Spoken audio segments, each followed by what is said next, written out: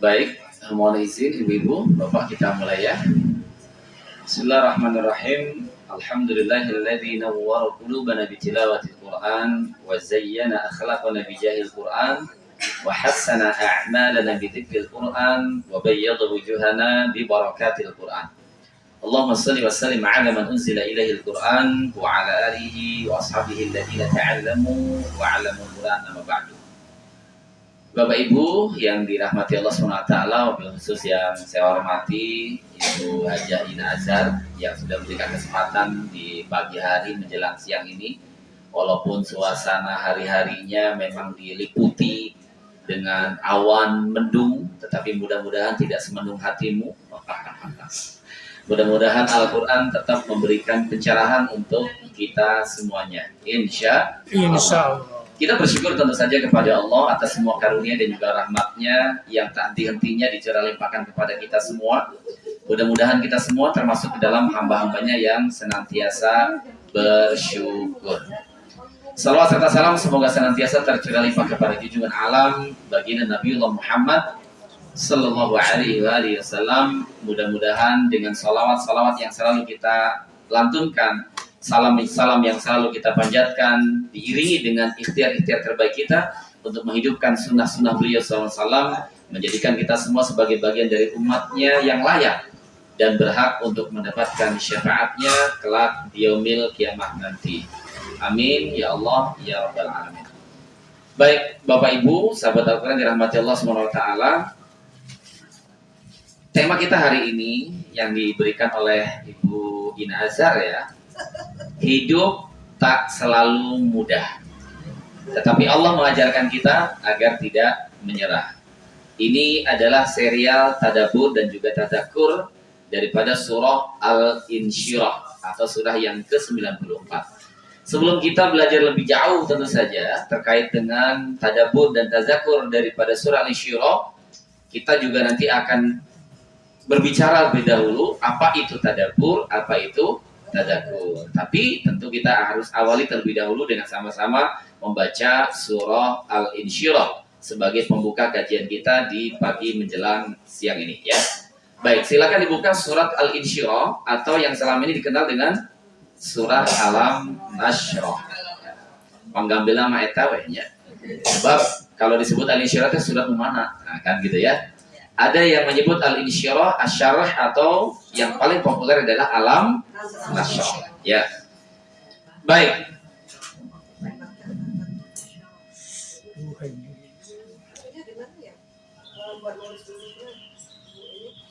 Sudah dibuka mushaf Al-Qur'annya?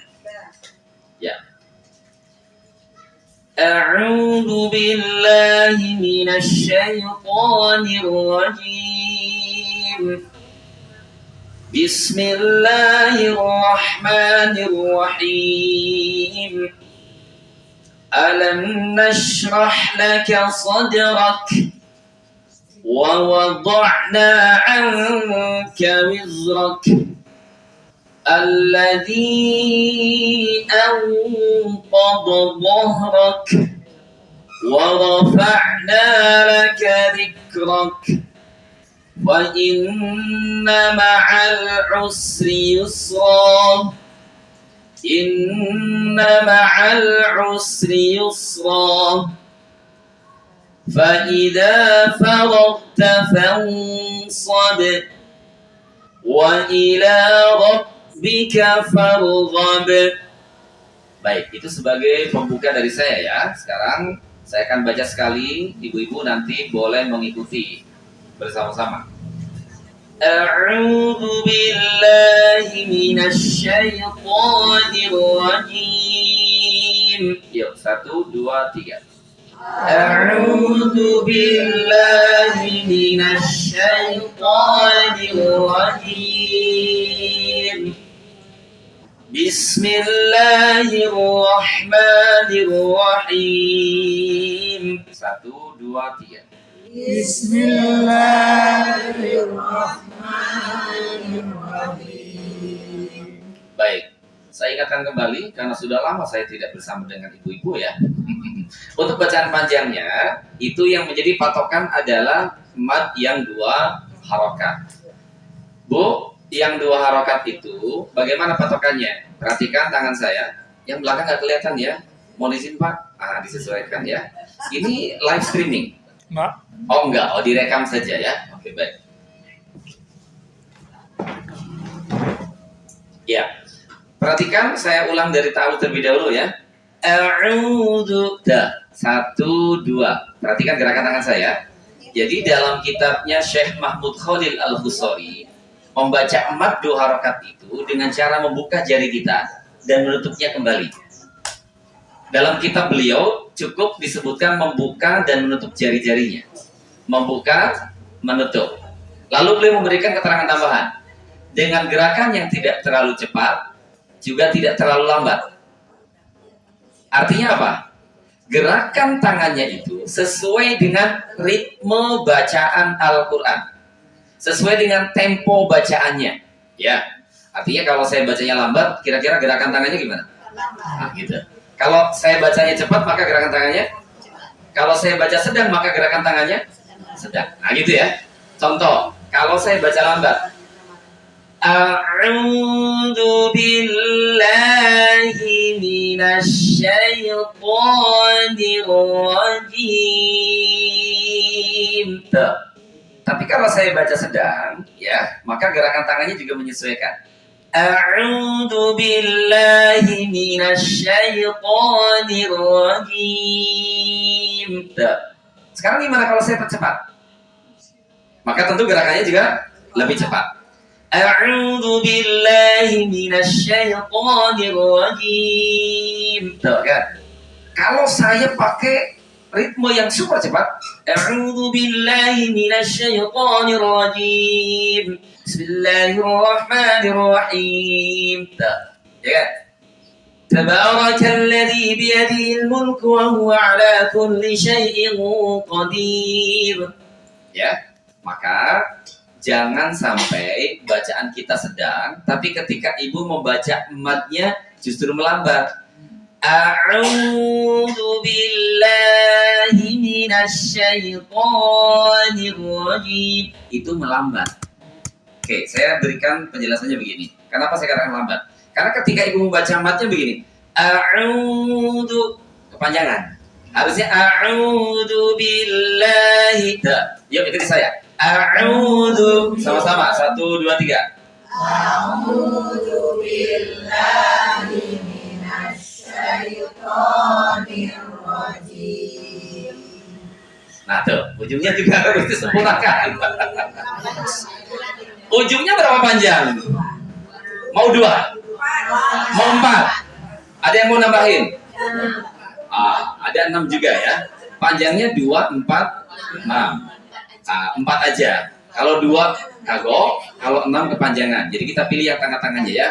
4 harokat. Gimana 4 harokat itu ibu? Coba perhatikan. Kalau yang 2 harokat apa yang saya lakukan tadi? Menggerakkan tangannya kan? Diapain tangan saya? Buka tutup. Buka tutup. Oke?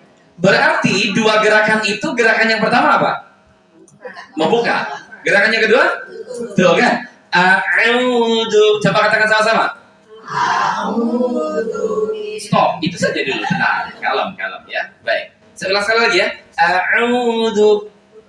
2 gerakan. Oke. Sekarang saya ganti. Gerakannya bukan dengan tangan semuanya, tapi dengan simbolnya bacaan panjang. Bu, kalau ada alif, waw mati ya mati. Pilih satu yang jadiin simbol bacaan panjang itu huruf yang mana? Alif, waw, atau ya? Ya. Yang dijadikan simbol bacaan panjang itu alif, waw, atau ya? Tiga-tiganya tanda panjang. Tapi dari ketiga itu biasanya satu yang digunakan sebagai simbol bacaan panjang. Alif. Sekarang kompak alif ya. Sepakat alif ya? Makanya nanti ibu akan mendengar kalau emat itu panjangnya sekian alif. Tidak akan kita dengar emat itu panjangnya 1 waw, 2 iya misalnya gitu. Enggak. Tapi 1 alif, 2 alif, 3 alif. Gitu. Clear sampai di sini? Oke, maka yang dijadikan sebagai simbol bacaan panjang itu adalah alif. Coba Bu, alifnya yang mana Bu? Ibu keluarkan alifnya. Ini huruf alifnya kan begini ya. Daripada mengeluarkan semua jari, cukup satu saja simbol alif. Oke, coba keluarkan alifnya. Nah, ketika kita membaca bacaan panjang, itu cukup menggerakkan alif kita ini. 1, 2, buka, tutup. Lagi, buka, tutup. Ulangi. Nah, gitu. Apa yang dibuka? Jari itu mewakili apa tadi? Nah, itu. Apa yang dibuka tadi? Alif. Jadi kita sedang menggerakkan apa ini? Alif. Bagaimana kita menggerakkannya? Buka, tutup. Berarti gerakan yang pertama disebut gerakan yang pertama dilakukan dengan membuka. Gerakan yang kedua dengan nah, gitu. Bu. Berapa alif barusan saya gerakan? Berapa alif? 1, 2, 1 alif. Berapa gerakan? 2. Gerakan dalam bahasa Arab disebut harokat. Maka 1 alif sama dengan 2 harokat. Gitu. Yes. Harokat dalam bahasa kita seringkali bukan diterjemahkan dengan gerakan, tapi ketukan. Makanya 1 alif sama dengan 2 ketukan. Tuh. Sampai sini jelas. Kenapa disebut 1 alif, kenapa disebut dengan 2 ketukan? Aslinya 1 alif sama dengan 2 harokat. Harokat itu gerakan, tapi kita lebih sering menerjemahkannya dengan ketukan. Yuk, ulangi. A'udzu. Sama-sama. A'udzu billahi minasyaitoni. Nah, kebayang ya? Maka kalau 4 harokat, apa yang harus saya lakukan? Berapa kali buka tutupnya? Sebentar, saya ulang sebentar. Kalau 1 alif itu kan membuka menutup, ya kan? 2 gerakan atau 2 ketukan. Kalau 4 ketukan, apa yang harus saya lakukan? 2 apa? 2 alif. 1, 2. Ini 1 alif kan? 1 alif berapa gerakan tadi? 2. Maka ketika saya membuka dan menutup ini 1 alif. Ulangi. 1, 2. Berapa alif? 1 alif. Berapa gerakan? 2. Oke. Kalau 4 ketukan berarti perlu 2 alif. Maka kalau 2 alif apa yang harus saya lakukan? Buka, tutup, buka, tutup. Alright. A'udzu billahi minasyaitonir rajim. Tuh, itu maksudnya, Bu. Kan tadi kita sepakat ya, di ujungnya berapa harokat? 4 harokat. Berarti berapa alif? 2 alif. Berapa buka tutup? Buka tutup, buka tutup. Perhatikan ujung. Jim. Yuk, 1, 2, 3. Jim. Oke, lagi. Jim. Sekali lagi. Jim. Alright. A'udzu billahi minasyaitonir rajim. Tuh, 1, 2, 3. A'udzu billahi minasyaitonir rajim. Oke, bisa dipahami? Maka jangan nanggung nanti. A'udzu billahi minasyaitonir rajim. Belum nutup lagi, udah berarti ada yang kurang. Maka harus sempurnakan. Kapan amnya? Ketika nutup lagi, kan gitu ya. Baik, saya contohkan sekali lagi. Perhatikan. A'udzu billahi minasyaitonir rajim. Tuh. Bismillahirrahmanirrahim. Tuh. Yuk, 1, 2, 3, a'udzu. A'udzu billahi minasyaitonir rajim. Bagus. Bismillah. Bismillahirrahmanirrahim. Mantap. Ya. Baik. Tolong dijaga itu ya. Oke, biar mantap untuk yang di ujungnya, kita nyelip dulu ke surat Al-Fatihah sebelum kita lanjut ke Alam Nasyrah. Yuk, alhamdulillah. 1, 2, 3. Alhamdulillahi Rabbil Alamin. Bagus. Ar-Rahman. Ar-Rahman. Manirrahim. Nah, gitu. Maliki yaumiddin. Iyyaka na'budu wa iyyaka nasta'in. Ihdinas siratal mustaqim. Siratal ladzina an'amta 'alaihim ghairil maghdubi 'alaihim waladdallin. Nah, jadi seimbang, stabil untuk madnya. Baik yang 2 harokat, 4 harokat, 6 harokat. Jika selama ini ibu tahu, kalau mat yang 2 harokat harus diayun, itu artinya mat yang 2 harokat harus stabil, harus konsisten. Nah, kalau yang 2 harokat kita jaga, maka yang 4 harokat, yang 6 harokat pun juga harus kita jaga. Jangan yang satu jaga, yang lain dibiarin. Jelas? Oke, sekarang kita masuk ke surat Al-Nasyr. Saya ulang dulu ya, ta'awuznya ya. A'udzu billahi minasy syaithanir rajim. Yuk, 1, 2, 3. A'udzu billahi minasy syaithanir rajim. Bismillah, bareng-bareng. Bismillahirrahmanirrahim. Alam nasyrah ya, saya contohkan. Alam nasyrah laka sadrak. Yuk. Alam nashrah laka sadrak. Sadrak, huruf kaf itu termasuk qalqalah bukan? Oleh sebab itu tidak memantul, tidak sadrak, tidak, tapi sadrak. Kalaupun ada, itu sudah keluar istilahnya hamas tuh ya, masya Allah ya. Dia ada angin yang berhembus, mendesis ya. Jadi coba Bu. Bukan. Itu mah lagi buang dahak. Bukan, Bu dengerin ini. Oh, bukan juga. Kita mah ke satunya. Gini Bu, sadrak. Gitu ya. Sadrak. Baik, dengarkan sekali lagi. Alam nashrah.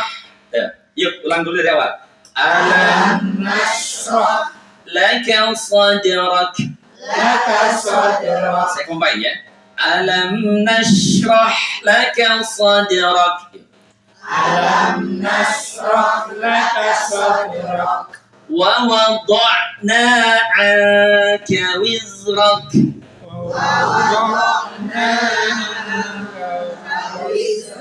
Oke, sebentar. Saya tanya satu-satu. Wa wada'na berapa panjang? Wa wada'na berapa alif? 1 alif. Berapa harokat? Nah, bagaimana menghitungnya? Gitu. Wa wada'na an. Wa wada'na an. 1, 2, 3. Wa wada'na an. Nah, gitu. Jangan nyaman di mat. Terlalu nyaman ibu-ibu tuh. Jadi wa wada'na anka wizrak.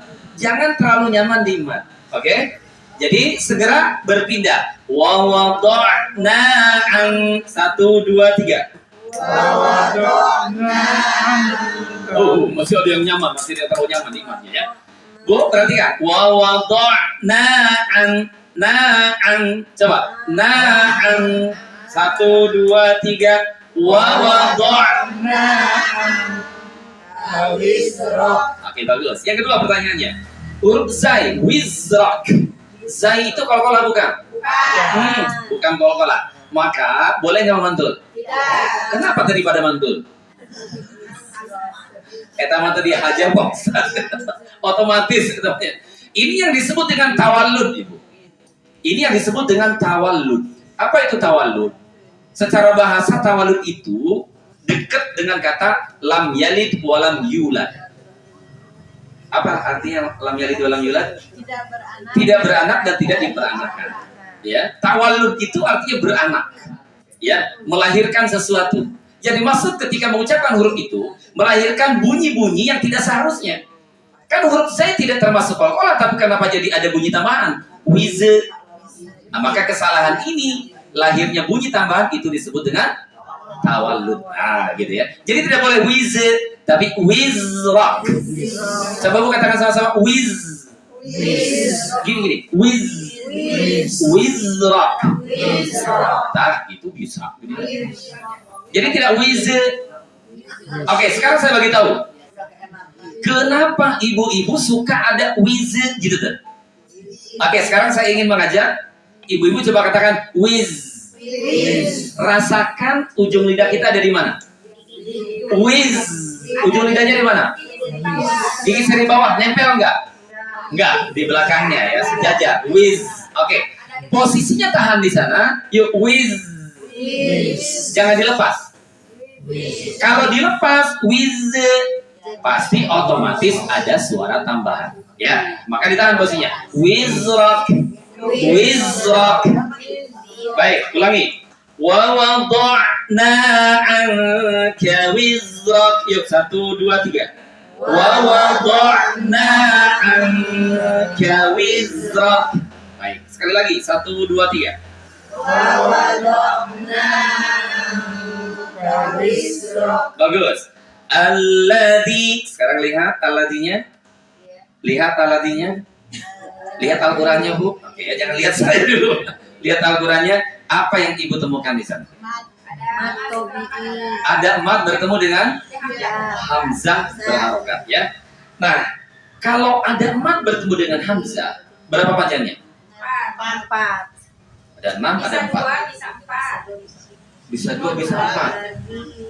Bisa 6. 3 bukan. Bu. Bu. Halo. Woi. Ingat baik-baik ya. Setiap mat bertemu dengan hamzah, tak kira dia satu kalimat atau berbeda kalimat, ibu nggak usah puyeng, nggak usah bingung. Setiap mat bertemu dengan hamzah panjangnya sama 4 harokat. Emang selama ini ibu tahunya apa gitu? Ada yang menyebut 2 juga ya?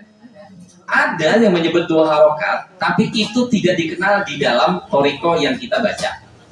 Oke, saya jelaskan ini ya. Ibu mengenal sakta nggak? Ibu tahu sakta? Kalau ibu tahu sakta dan mempraktikkan sakta, maka setiap pertemuan mat dengan hamzah itu panjangnya sama 4 harokat. Jadi nggak usah bingung. Ya, dan buat ibu-ibu jadi lebih mudah untuk menghafalnya. Setiap ada mat ketemu dengan hamzah, panjangnya berapa? 4. Gitu. Kadang-kadang kalau disebut kalau beda kalimat boleh 2, ibu bingung membedakan mana satu kalimat, mana beda kalimat. Benar nggak? Maka lebih mudah setiap pertemuan mat dengan hamzah gitu. Jelas, Bu? Atau ibu mau membedakan beda kalimat dengan yang satu kalimat? Nggak usah. Nah, kan gitu ya. Pekerjaan kita jadi lebih sederhana. Prinsipnya ibu lakukan satu hal saja. Ada nggak mat di situ ketemu dengan hamzah? Kalau ada berapa harokat? Itu aja selesai, ya kan? Kalau nanti ibu perlu membedakan, ini ada mat ketemu dengan hamzah, tapi pertanyaannya itu 1 kata atau 2 kata? Itu puyeng. Yang kedua, nanti ibu puyeng lagi, itu istilahnya apa? Apakah mad jaiz munfasil atau mad wajib mutasil? Bahkan ada yang confuse, jadinya mad jaiz muntasil. Ya kan? Baik, jadi langsung kita panjangkan 4 harokat. 4 harokat berarti apa yang saya lakukan di gerakan tangannya? Buka tutup. Oke, buka tutupnya berapa kali? 4 atau 2? Buka tutup. Buka tutup sekali. Buka tutup 2 kali. Berarti berapa kali buka tutup? 2. Ya. Alladzi a'ta. Alladzi sama-sama. 1, 2, 3. Alladzi ulangi dulu. Alladzi mengganti. Alladzi sekali lagi yuk. Alladzi Nah, Sekarang kita coba masukin. Alladzi anqadha dhahrak.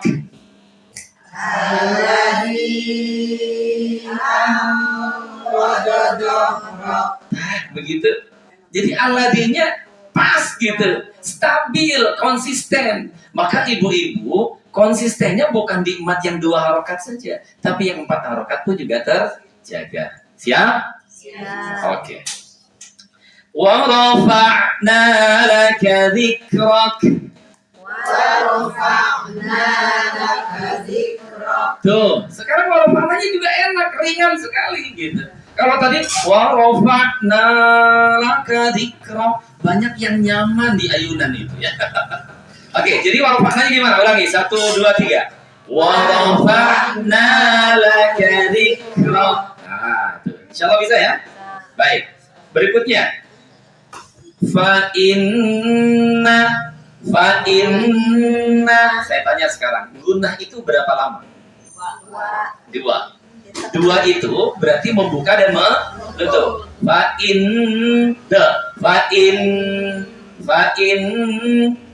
Setelah itu gerakan untuk bunyi na-nya. Fa inna. Ya kan? Tapi yang ditahannya tetap 2. Fa inna. Yuk sama-sama. 1, 2, 3. Fa inna ma'al usri yusra. 1, 2, 3. Fa inna ma'al usri yusra. Oke, rohnya berapa panjang? 2 harokat. Hati-hati. Di roh itu ujungnya apa? Alif. Kalau ujungnya alif, itu bunyinya lepas di alif begini. Roh. Coba katakan sama-sama. Roh. Tidak sedikit ada yang menambah bunyinya dengan hamzah. Gimana menambah bunyi hamzah tuh? Roh. Di ujungnya tuh mandek di tenggorokan ya. Roh. Jangan ditekan. Tapi biar dia lepas. Roh. Coba roh. Masih ada yang direm. Jangan direm. Tidak roh. Bu. Kerasa nggak kalau yang terakhir terseret direm? Roh. Kerasa nggak? Jangan direm kayak tadi. Tapi biar lepas begini. Roh. Nah gitu. Roh. Kenapa kalau direm? Jadi hamzah. Ketika ada bunyi hamzah berarti bertambah huruf. Ketika bertambah huruf maka berubah makna. Maka rusaklah bacaannya dan juga maknanya. Maka dalam upaya menjaga Al-Quran baca sesuai dengan tajwid. Nah gitu. Jelas ya? Baik, saya ulang. Fa inna ma'al usri yusra. Yuk. Fa inna ma'al usri yusra. Inna ma'al usri yusra.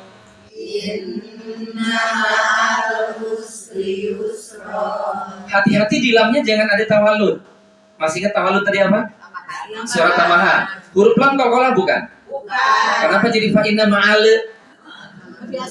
Kebiasaan adanya. Mata tok dibiasakan. Biasakan yang benar gitu ya.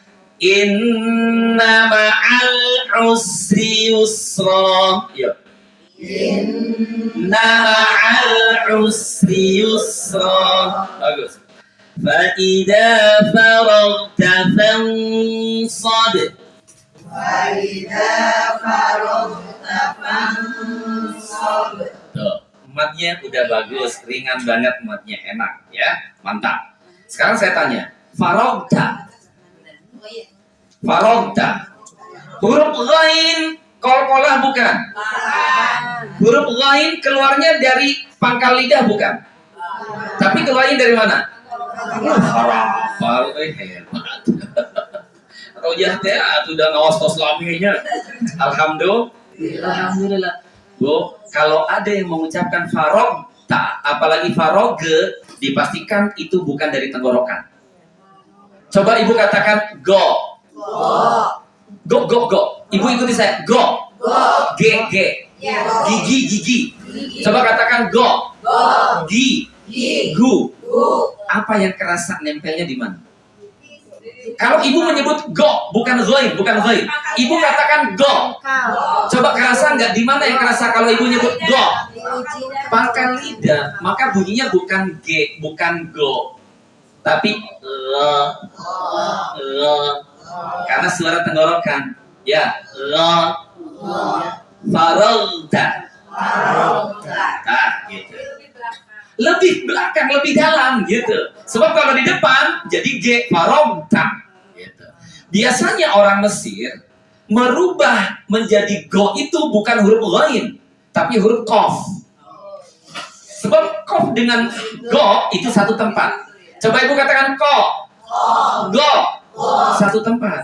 Makanya dari dialeknya itu tidak terlalu jauh kalau berubah dari ko menjadi go. Tapi kalau go menjadi go itu jauh. Ya, kalau go di tenggorokan di bagian dalamnya, belakangnya, kalau go di depannya, gitu. Maka bukan farogta, apalagi kalau ada tawaludnya. Oke, ibu ikuti saya. Farogta. Nah, itu bisa dengan farogta. Alright. Farogta. Bagus. Fa'idha farogta fansad.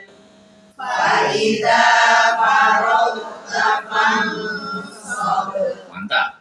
Wa ila rabbika farghab.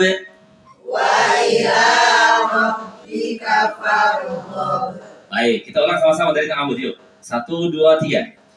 A'udzu billahi minasy syaithanir rajim.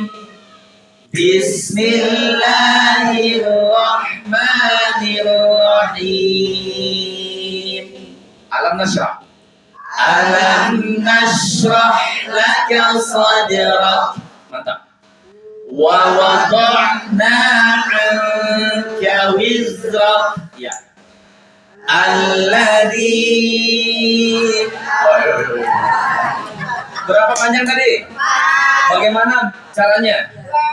2 buka. Jadi gini, buka, tutup, buka, a. Pas tutupnya itu bunyi a. Alladzi a. Ada. Coba 1, 2, 3. Alladzi ang ya masuk 1, 2, 3. Alladzi anqadha dhahrak. Bagus, terus. Wa rafa'na laka dzikrak. Mantap. Fa inna ma'al usri yusra. Bagus. Inna ma'al usri yusra. Iya. Fa idza faragta fansad. Wa ila rabbika farghab. Baik, alhamdulillah. Barakallahu fiikum ajma'in. Ini sebagai pengantar kita untuk masuk pada sesi diskusi bagaimana tadabbur dan juga tadzakur daripada surat Al-Insyirah ini. Di bawah satu tema yang sangat luar biasa, hidup itu memang tidak mudah. Tapi Allah mengajarkan kita agar kita tidak menyerah. Kenapa judul ini dipilih? Karena tentu dia sangat relate dengan ayat-ayat yang akan kita lihat. Tapi sebelum kita lebih dalam melihat ayat-ayatnya, Bapak Ibu semua yang dirahmati Allah SWT, yuk kita lihat bersama.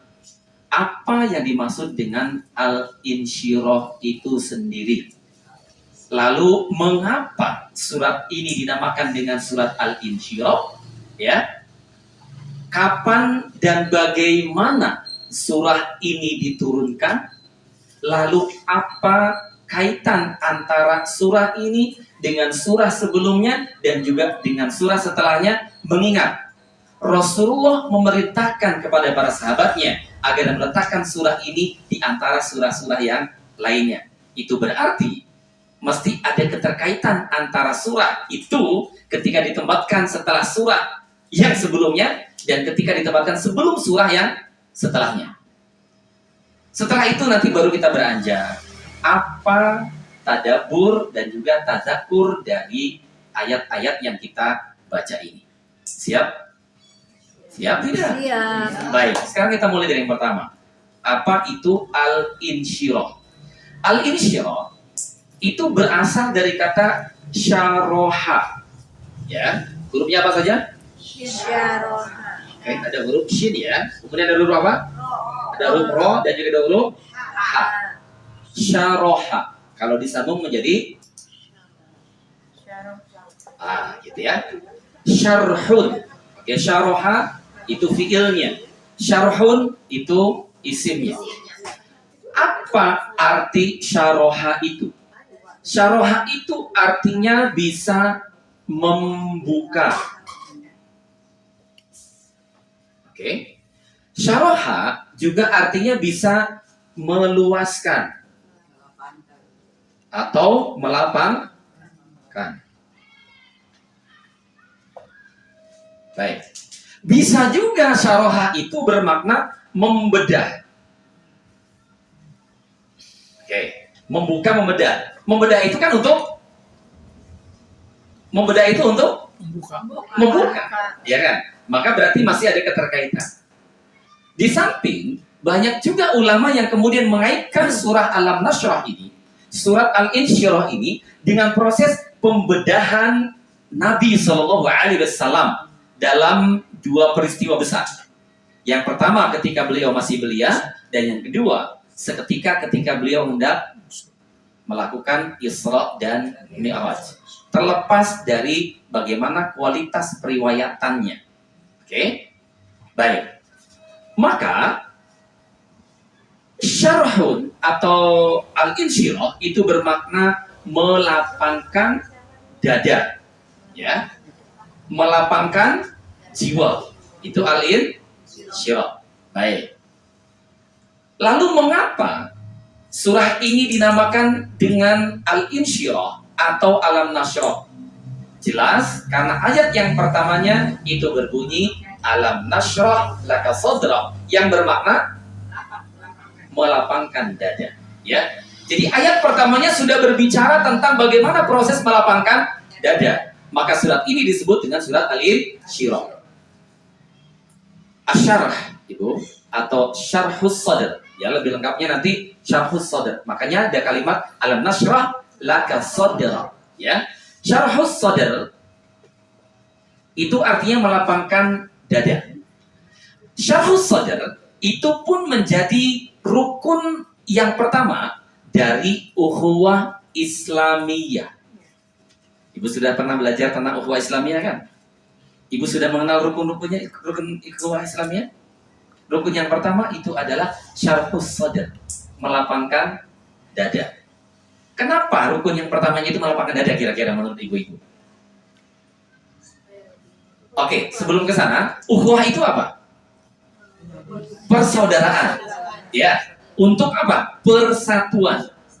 Persaudaraan Islam, persatuan Islam itu tidak akan pernah terwujud, oke, turunan-turunannya itu kecuali dibuka dengan rukun yang pertama. Apa rukun yang pertama Ibu Reza? Berlapang dada. Orang kalau nggak mampu melapangkan dadanya, Bu, nggak akan bisa melebur dengan yang lain. Kalau nggak bisa melebur dengan yang lain, nggak akan bisa menghormati orang lain. Kalau nggak bisa menghormati orang lain, itu dia akan selalu keder ketika melihat saudaranya itu berbeda dengan dirinya. Dan itu dia tidak akan pernah siap untuk menerima perbedaan saudaranya. Dan itu tidak akan pernah mendorong dirinya untuk kemudian merangkul walaupun orang itu berbeda dengan dirinya. Dan itu artinya persatuan tidak akan pernah terwujud. Paham? Makanya berbicara tentang syarhus sadr itu sangat penting. Oke. Sekarang begini Bu. Orang bagaimana bisa menghormati orang lain ketika dia berbeda dengan kita? Kan kita dituntut dalam Islam ya untuk memiliki sikap tawassut. Karena Islam itu diajarkan untuk melakukan sifat tawassut. Walaupun ada tidak setuju dengan sebutan ini. Oke. Ibu pernah mendengar wasatiyah Islam? Islam tawassut? Yang pertengahan. Tidak terlalu monon, nggak terlalu ngiri gitu. Jadi kita harus adil dalam melihat berbagai macam perbedaan yang ada. Itu ummatan wasaton. Pernah mendengar istilah ini? Pertanyaannya, umat yang pertengahan itu ajaran Islam atau bukan? Islam. Tapi nggak jelas. Nggak jelas.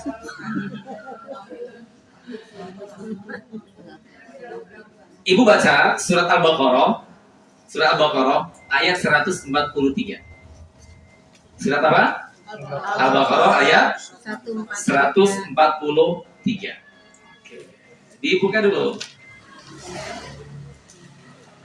Ada ungkapan ummatan wasatun. Nah, ya. Ummatan wasatun itu artinya umat yang pertengahan. Sudah ketemu ayatnya? Ya. Boleh Bu, dibacakan terjemahnya saja. Bu Neni ya. Nggak kelihatan. Dan Gelap. demikian pula kami telah menjadikan kamu umat Islam, umat pertengahan. Wa kadzalika ja'alnakum ummatan wahidatan. Ya, dan demikianlah kami menjadikan kalian menjadi umat yang pertengahan. Wa kadzalika ja'alnakum ummatan wasaton ya di situ ya. Oh, bukan wahidatan, wasaton ya.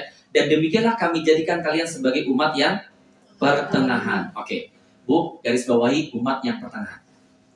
Surat apa barusan? Al-Baqarah. Al-Baqarah ayatnya berapa banyak? 286. Umatan wasaton itu ada di ayat keberapa? 143. 143. Sementara surah Al-Baqarah jumlahnya berapa? 286. Itu dia. Bahkan Allah memerintahkan kita, menjadikan kita sebagai umatan wasaton, itu berada di tengah-tengahnya surat yang menyebutkan kita bahwa kita diciptakan atau dijadikan sebagai umatan yang pertengahan. Clear, Bu? Luar biasa ya. Apakah sebuah kebetulan Allah menempatkan kalimat wa kadzalika ja'alnakum ummatan wasaton di ayat itu? Tidak. Maka memang Allah menghendaki agar kita itu betul-betul berada di tengah-tengah. Exactly. Gitu Ibu. Ya kan? Dan itu tidak mungkin terjadi kalau syarhus sadr ini tidak dimiliki. Maka nanti bagaimana supaya kita punya sikap ummatan wasaton itu, ya, itu nanti ada beberapa turunannya. Nah, ini nanti akan dibahas pada episode berikutnya. So jangan kemana-mana, pastikan tetap stay tune di sini dalam program kita semuanya. Jangan lupa subscribe. Amazing Tadabbur ya. Insya Allah. Baik, kembali ke sini Bu. Syarhus Sadr ya. Jadi, mengapa surat ini disebut dengan surat Al-Insyirah? Masih ingat barusan? Kan untuk melapangkan. Karena ayat pertamanya berbicara tentang melapangkan dada. Oke, ya. Baik, yang pertama. Di dalam surah-surah yang lain, ayat-ayat yang lain, ada kalimat syarah yang sama, syarah tadi, yang juga disebutkan. Misalnya, ada doanya Nabi Musa. Doanya Nabi Musa yang ada kata syarahannya, Bu. Rabbi shrahli. Coba Ibu sebutkan lagi. Rabbi. Ini ada kalimat isyrah. Ya. Rabbi shrahli. Syaraha. Maka berarti artinya apa? Ya Allah, lapangkanlah untukku sadri, dadaku. Tanpa bantuan Allah, memang hati kita tidak mudah untuk lapang. Bu, jangan jauh-jauh kita berbicara tentang persatuan Islam. Jangan jauh-jauh kita bicara tentang ukhuwah Islam, ukhuwah Islamiyah. Pasangan hidup suami istri sama apa beda? Beda. Seleranya sama apa beda? Beda. Kalau nggak punya syarhus sadr, itu bisa langgeng nggak? Enggak. Kalaupun awet rajit. Betul tidak? Iya, Tuh, betul. jangan jauh-jauh. Tadi malam saya podcast sampai jam 11 ya, dengan seorang motivator yang setiap hari 10 jam dia nongkrongin di depan Instagram, di depan TikTok, dengerin ibu-ibu curhat. Saya bilang, teh menikmatan sehari 10 jam dengerin ibu-ibu curhat. Ada yang curhat tentang suaminya, ada yang curhat tentang anaknya, ada yang curhat tentang bisnisnya. Semuanya curhat tentang kehidupannya. Semuanya gitu. Menikmatan. Ustadz, sebetulnya mah dikuat-kuatkan. Begitu.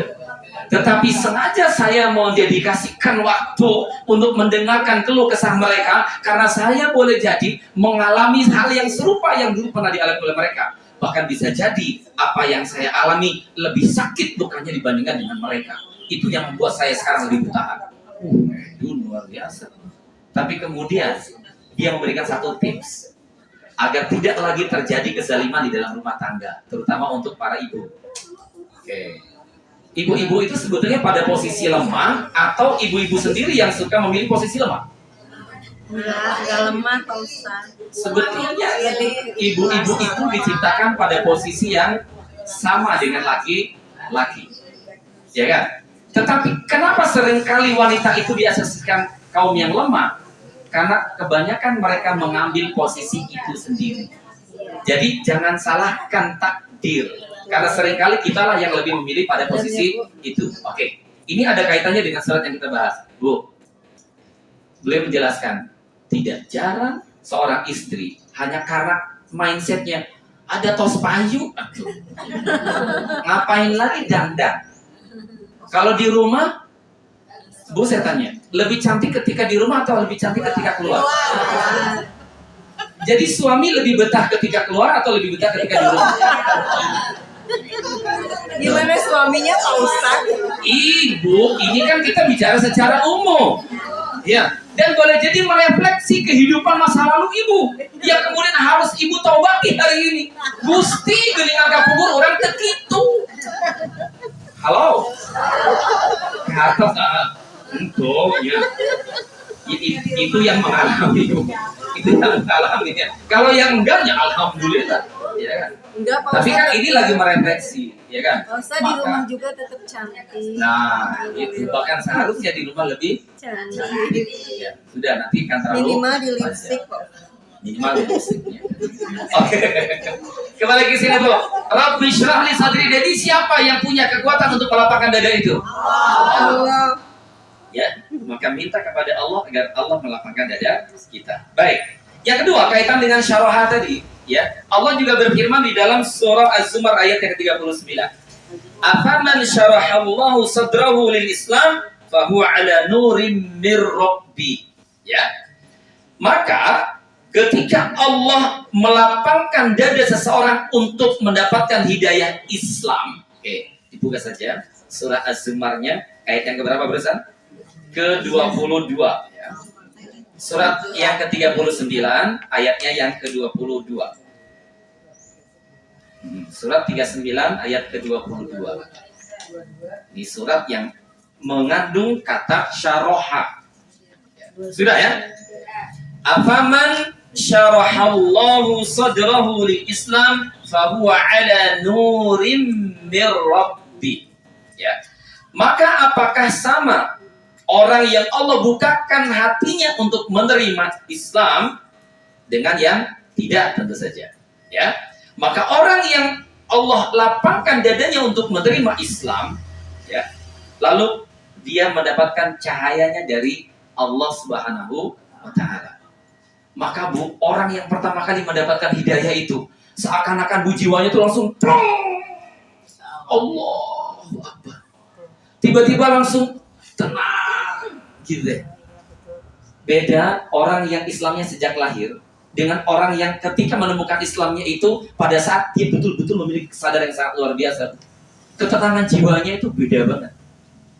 Maka tidak jarang orang yang mendapatkan hidayah di tengah-tengah usianya itu lebih semangat untuk mencari ilmunya dibandingkan dengan mereka yang lahir dalam keadaan. Kenapa? Karena dia seakan-akan menemukan jiwanya yang baru, ya kan? Kebayang nggak Bu? Tiba-tiba plong, gitu tuh, gelisah, gitu. Ibu pernah nggak ketika membaca Al-Quran tiba-tiba tuh langsung meresap dalam hati Bu? Ya Allah, pernah nggak sih? Maka mereka yang menemukan hidayah Islam di tengah usianya itu lebih hebat dari itu semuanya Bu.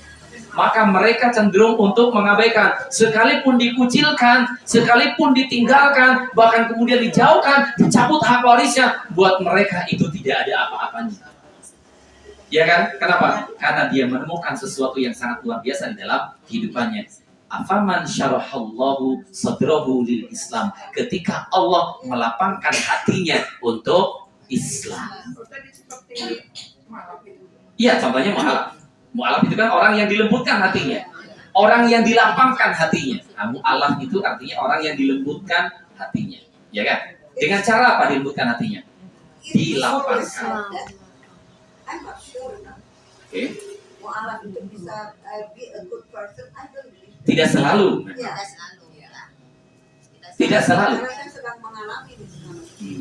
Jadi menurut saya mu'alaf itu dia harus tinggal ataupun mengkondisikan dirinya di lingkungan yang Islam. Kalau dia masih ada di lingkungan dia itu apalagi yang non muslim, Ya. susah. Oke. Malah bisa sakit jadinya. Benar banget Ibu. Benar sekali ya. Tapi yang saya gambarkan adalah kondisi di mana ketika dia pertama kali menerima Islamnya. Tapi what next? Nah, itu dia, ya kan? Seringkali makanya kemudian orang yang mu'alaf itu masuk dalam kategori asnaf, ya kan?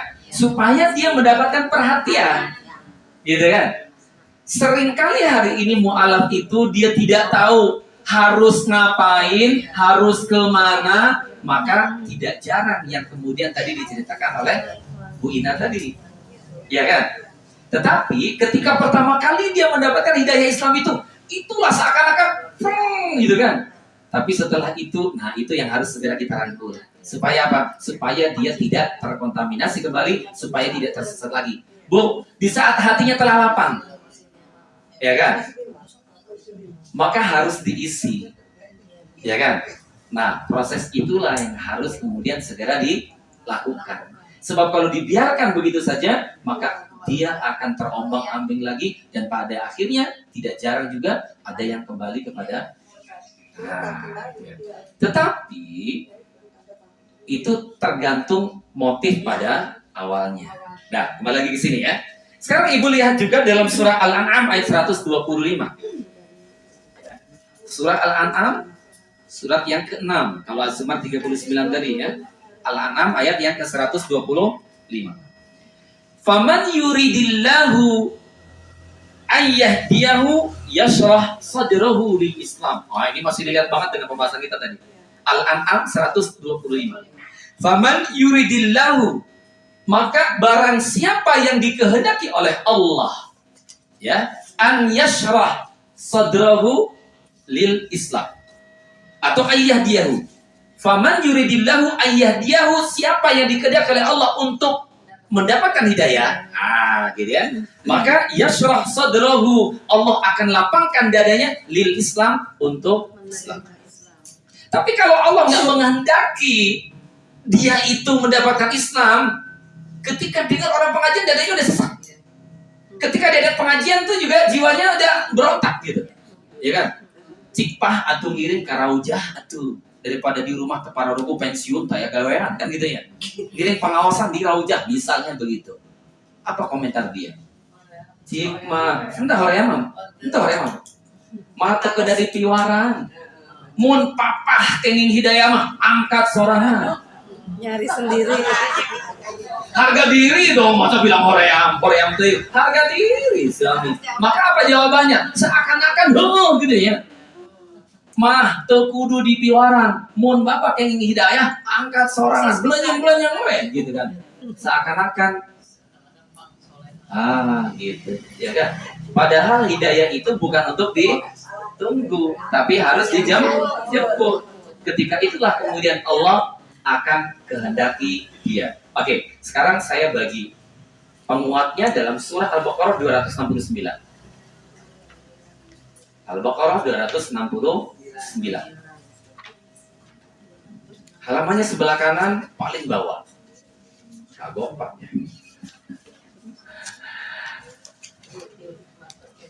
Itu dia. Yu'til hikmata may yasha. Wa may yu'tal hikmata faqad utiya khairan katsiran. Baik, ibu-ibu di halaman berapa tuh? 45. Ya, halaman sebelah kanan paling bawah ya. Oke. Yu'til hikmata may yasha. Bu Dede, apa artinya di sana, Bu? Yu'til hikmata may yasha apa artinya? Siapa yang dianugerahi hikmah? Hikmah. Siapa yang dianugerahi hikmah? Oke, dari awalnya Bu. Allah menganugerahkan hikmah kepada siapa yang Dia kehendaki. Siapa yang Dia kehendaki? Sampai situ dulu ya. Oke, saya tulis di sini Bu. Siapa yang Dia kehendaki. Atau dalam bahasa yang lain, siapa yang dikehendaki. Betul nggak? Kalimatnya aktif atau pasif? Dikehendaki. Pasif. Ya. Kalau kita konsisten dengan bahasa Arabnya sebetulnya, kan Ibu Dening sudah belajar bahasa Arab. Yu'til hikmata may yasha. May yasha itu menggunakan fi'il mudhari ma'lum, bukan majhul. Artinya maklum itu aktif. Ya. Maka arti yang sebenarnya itu bukan yang dikehendaki. Tapi kalau aktif dikehendaki, kalau aktifnya menghendaki. Oke. Maka aslinya terjemahan itu seharusnya Allah memberikan hikmah kepada siapa? Kepada siapa? Yang menghendaki. Yang menghendakinya. Yang menjemput tadi. Orang yang menghendaki layak nggak kalau dia dikehendaki oleh Allah? Layak.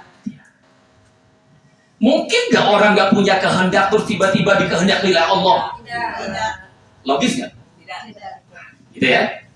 Maka orang yang dikehendaki oleh Allah adalah orang-orang yang punya kehendak.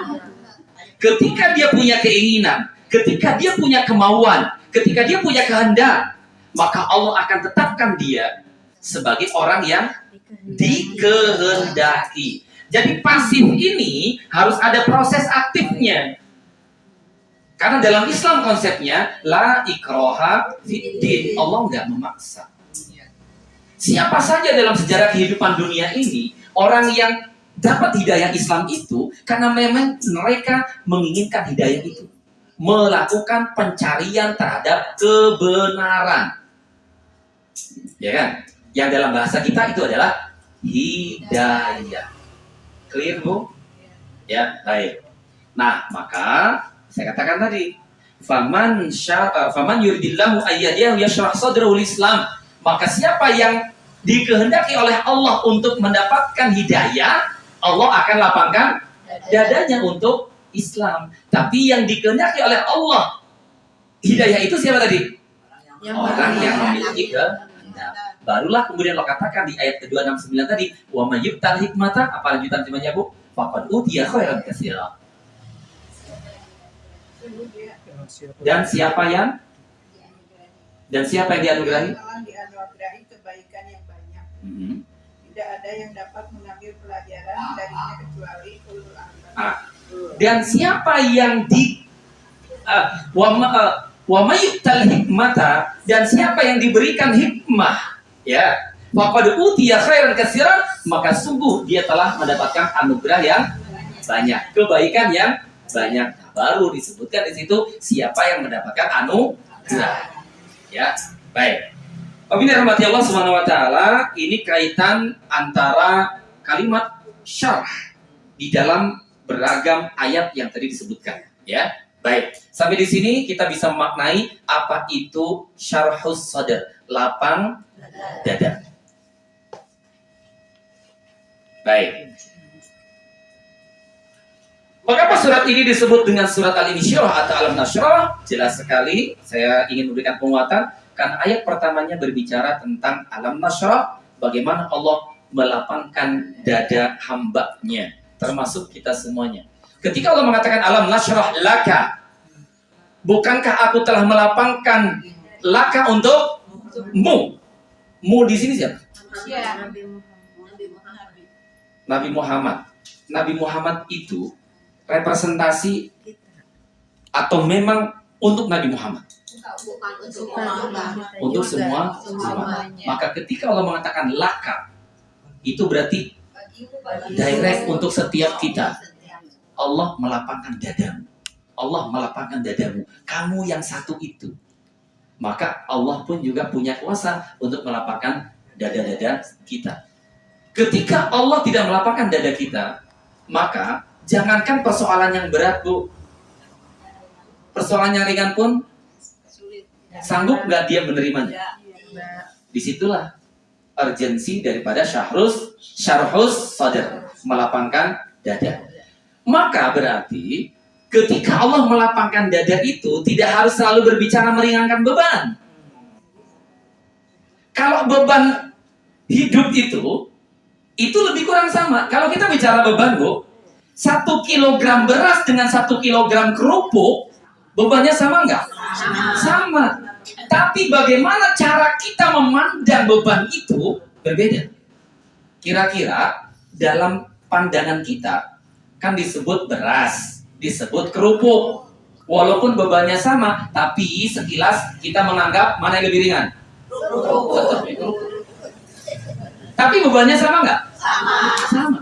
Maka ketika Allah melapangkan dada itu, bukan selalu meringankan bebannya, tetapi memberikan kekuatan kepada kita untuk memikulnya. Maka ingat, la yukallifullahu nafsan illa wus'aha. Allah tidak membebani seseorang kecuali berdasarkan kadar kemampuannya. Jadi bukan bebannya yang dikurangi, tapi Allah kuatkan pundaknya. Jelas sampai di sini? Maka ketika seseorang merasa tidak sanggup, itu dia tidak yakin bahwa Allah itu telah memberikan pundak yang layak untuk setiap beban yang dia pikul. Maka berarti persoalannya di mana? Gitu ya. Jelas ya? Kenapa kemudian mindsetnya berat, Bu? Karena Karena dadanya tidak lapang. Maka persoalan yang pertama sebetulnya adalah persoalan bagaimana dia melihat masalahnya. Maka ketika tema yang diberikan ini sangat luar biasa, hidup memang tidak selalu mudah, tapi Allah pesan agar kita tidak mudah menyerah. Doanya jelas sekali tadi itu ya, doa Nabi Musa, Rabbi shrah li sadri wa yassir li amri wahlul 'uqdatam min lisani yafqahu qawli. Nanti itu akan ada kaitannya dengan ayat yang akan kita lalui nanti ya. Baik. Bagaimana konteks kesejarahan surat ini turun kepada baginda Nabi Muhammad SAW?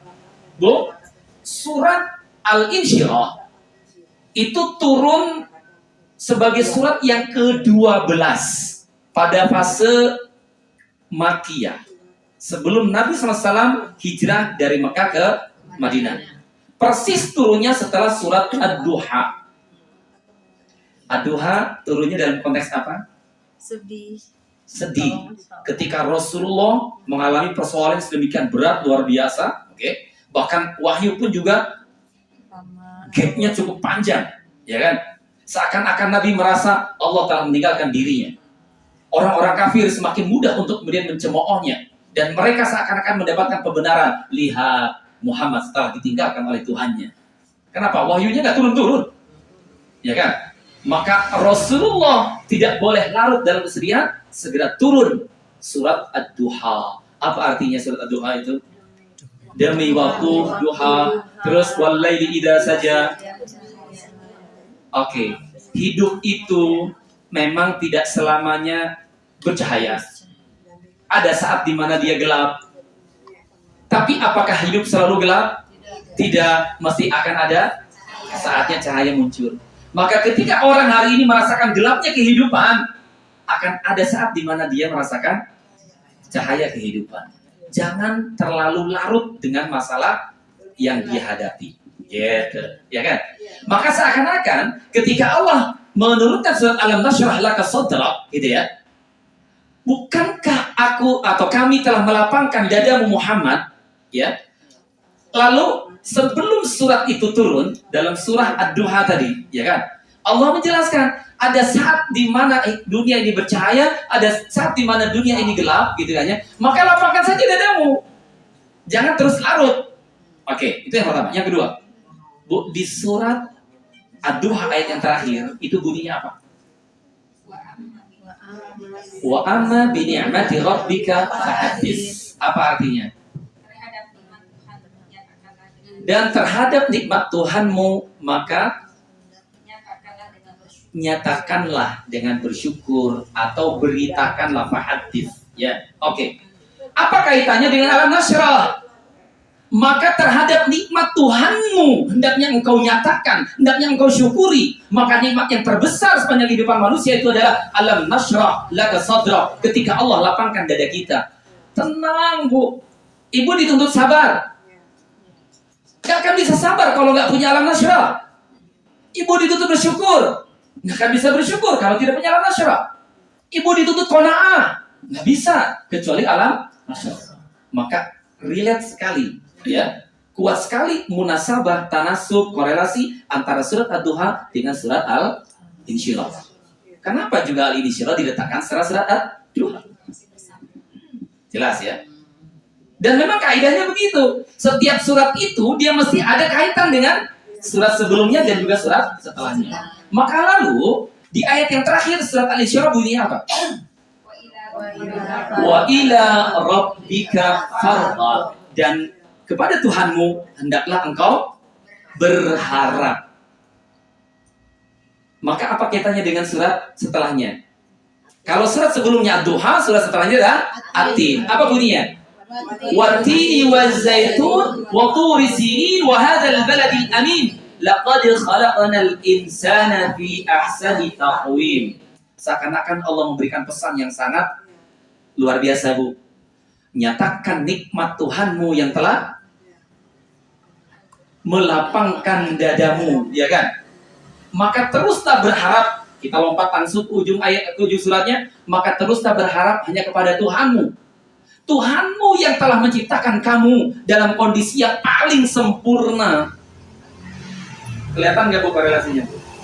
Ya, maka betapa hebatnya Allah Subhanahu Wa Taala ketika memerintahkan baginda Nabi Muhammad SAW untuk meletakkan surat Al-Insyirah di antara surat Ad-Duha dengan surat At-Tin. Ya, saya kasih tambahan insight sedikit. Wat-tini waz-zaitun wa turi sinin wa hadzal baladil amin. Ada banyak ulama yang mengatakan bahwa wat-tin itu maksudnya adalah demi buah tin. Waz-zaitun demi buah zaitun. Wa turi sinin demi bukit Tursina. Ya, wa hadzal baladil amin, dan bukit yang ada di negeri ini, negeri yang aman. Wa hadzal baladil amin. Sementara Allah bicara tentang buah di awal ayatnya, di awal suratnya, tiba-tiba Allah bicara tentang bukit. Buah dengan bukit memang relate, ya, tetapi tidak setara. Yang satu bicara buahnya, yang satu bicara tempat untuk menghasilkan buahnya. Tapi ada juga ulama yang menyatakan bahwa watin, wazaitun itu bukan dalam konteks bicara tentang buah, tetapi watin itu demi bukit tin, wazaitun demi bukit zaitun, wa turi sinin demi bukit Tursina, wa hadzal baladil amin demi bukit yang ada di negeri yang aman ini. Gitu.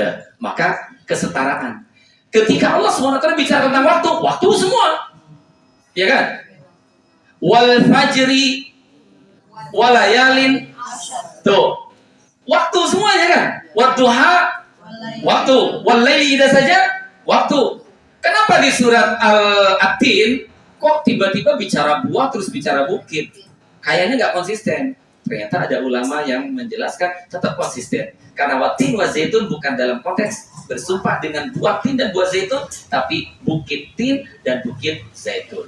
Faktanya memang ada bukit tin dan juga bukit zaitun. Nah, gitu ya. Tinggal nanti diteliti lebih dalam. Kenapa Allah memberi kita perhatian terhadap bukit tin, bukit zaitun, bukit Tursina, dan juga bukit yang ada di negeri yang aman itu? Ada apa sehingga Allah kemudian perlu bersumpah dengan bukit-bukit itu? Kan berarti ada sesuatu yang hebat kan? Ada sesuatu yang sangat luar biasa kan? Nah, itu mengundang para saintis untuk melakukan penelitian lebih dalam. Itu tambahan insight saja. Kembali lagi ke sini kepada surat Alam Nashrah. Baik. Benar rahmati Allah Subhanahu Wa Taala, itu kaitan antara surah Alam Nashrah dengan surat Ad-Duha dan juga surat At-Tin. Sekarang tadabbur surah Al-Insyirah. Yang pertama, saya tanya sama ibu-ibu, ada berapa ayat? 8. Ada 8 ayat. Dari 8 ayat ini ada 6 pesan besar daripada surah Al-Insyirah. Yang pertama, Allah melapangkan dada Nabi Shallallahu Alaihi Wasallam dengan ayat Alam nashrah laka sadrak. Ya. Artinya Allah memberikan ketenangan kepada baginda Nabi Muhammad SAW. Allah memberikan kekuatan mental kepada baginda Nabi Muhammad SAW. Allah memberikan rasa optimisme kepada baginda Nabi Muhammad SAW. Dan kalau Allah sanggup melapangkan dada baginda Nabi Muhammad SAW, sanggup gak Allah melapangkan dada kita? Tolong diingat itu. Yang kedua, di ayat yang kedua dan juga ayat yang ketiga, Allah SWT berfirman, wa wada'na anka wizrak. Ya. Dan Allah meringankan beban darimu, ya. Alladzi anqadha dhahrak, yang memberatkan punggungmu. Oke. Walaupun tadi sudah dinyatakan ya bahwa yang dimaksud meringankan beban itu bukan berarti bebannya yang dikurangi. Apakah layak seorang nabi beban ujiannya dikurangi sehingga lebih ringan dibandingkan kita sebagai umatnya? Tidak. Dan itu relate dengan apa yang dikatakan oleh baginda Nabi Muhammad SAW. Ketika Allah cinta kepada hambanya, maka Allah akan menguji dia. Maka semakin dicinta oleh Allah, semakin berat ujiannya. Siapa orang yang paling dicintai Allah di muka bumi ini? Nabi. Maka ujian kepada Nabi itu jelas lebih berat dibandingkan dengan umatnya.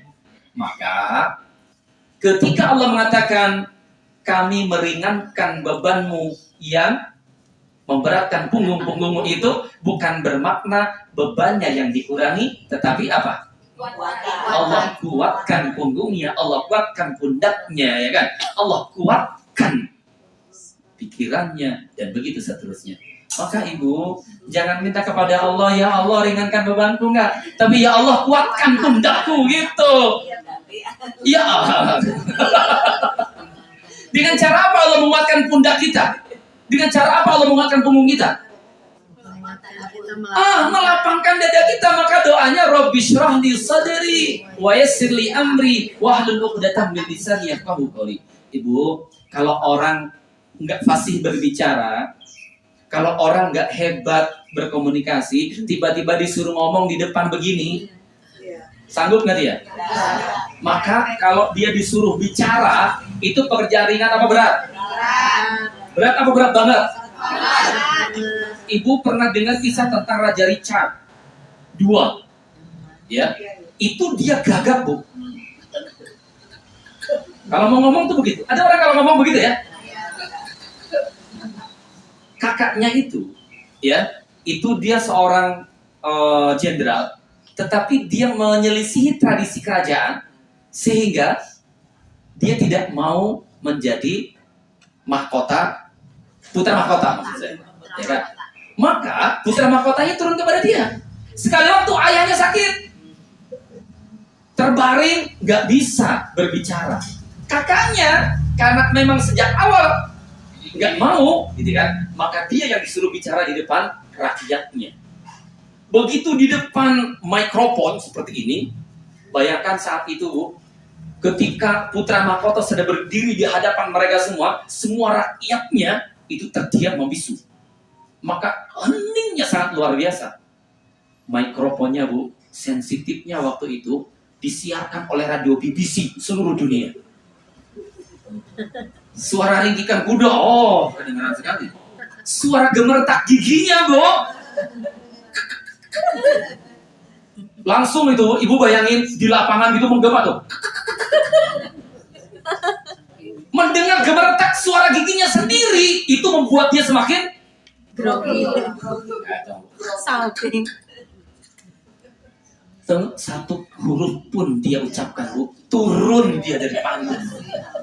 Coba bayangin, rakyat kembali ke rumahnya masing-masing tanpa ada informasi apapun, tanpa ada berita apapun. Yang dia tahu, raja sakit, putra mahkota nggak bisa ngomong.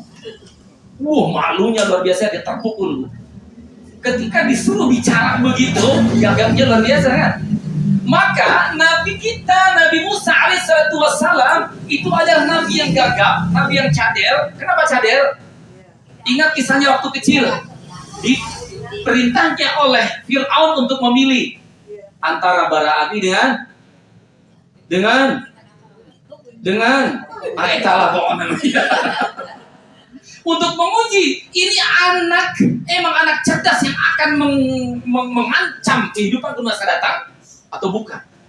Maka Allah diberikan insting kepada Nabi Musa untuk memilih bara api. Kan bara api kan sesuatu yang anak-anak kan begitu ya.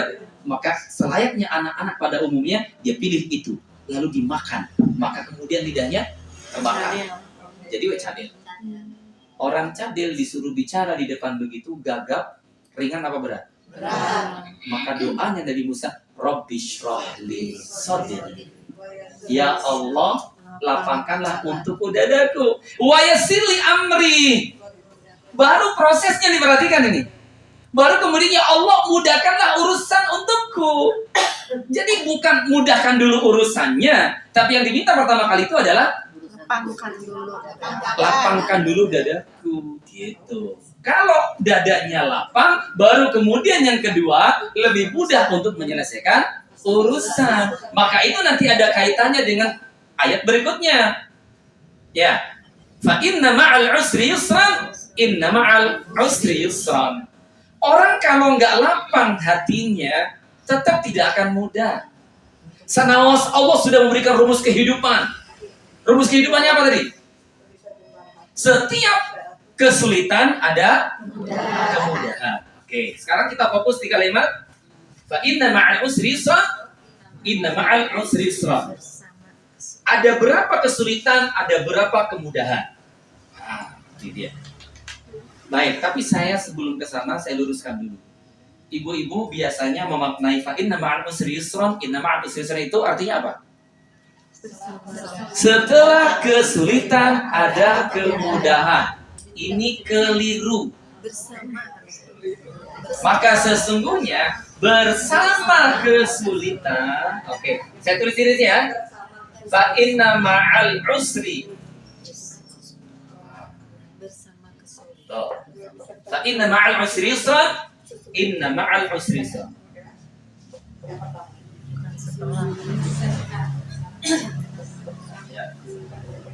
Oke. Kalau sesudah kesulitan dan kemudahan, ibu buka surah At-Tolak ayat yang ke-7. Halaman sebelah kanan bagian atas. At-Tolak ayat yang ke-7, ya. Surat At-Tolak itu di juz yang ke-29 ya. Ya, surat At-Tolak ayat yang ke-7.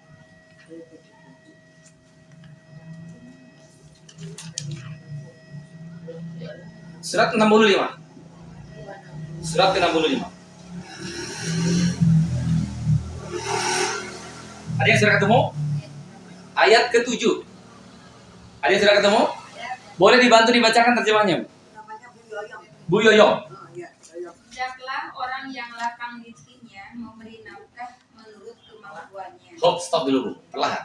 Hendaklah orang yang mempunyai kelapangan rezekinya memberi nafkah sesuai dengan kelapangannya, kemampuannya. Oke, terus. Dan orang yang disempitkan rezekinya hendaklah memberi nafkah dari apa harta yang dianugerahkan Allah kepadanya. Stop. Kalau orang lapang diperintahkan untuk berinfak berdasarkan kelapangannya. Kalau orang yang nggak punya kelapangan harta,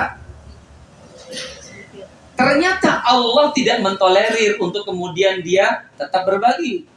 Justru Allah tetap menghendaki orang yang disempitkan waman qudira alaihi. Gitu tuh ayat berikutnya ya. Dan siapa yang disempitkan rezekinya, hendaklah dia juga berinfak dengan apa yang telah Allah berikan kepadanya. Artinya apa? Tetap aja sesuai dengan kesanggupannya. Jangan kemudian nggak ada tuh. Sedikitnya apapun, walaupun 1.000, 2.000, tetap Allah hargai. Kalau lagi lapang, nyepir aku 1.000, kan gitu ya. Sesuai dengan kelapangannya kan, adil nggak Allah bicara? Siapa yang diberikan kelapangan, maka hendaklah dia berinfak sesuai dengan kelapangannya. Tapi yang disempitkan rezekinya, illa ma'ata, gitu ya. Apa yang Allah berikan kepadanya. Allah ngasihnya 1.000. Atau 25 perak atau Kan 2,5% ya. Kira-kira begitu. Ngan aya nama piraku 25 perak. Oh, 25 perak kali. Itu mau paham ya? Jadi jangan kemudian kita bersembunyi di balik ada temampu. Ini masalah mindset. Banyak orang yang merasa dirinya menjadi mustahil. Padahal dia harusnya muzaki. Bu, saya setiap tahun tuh jadi panitia zakat. Itu yang ngambil zakat, ketika dibagi kupon, Bu, handphonenya lebih bagus daripada handphone saya. Handphone saya pakai apa ini, Bu? Xiaomi ya. Handphone dia Samsung. Mending ayo ngomong iPhone malahan. Coba bayangin. Orang yang datang ke masjid ngambil uang zakat, bawa motor. Coba.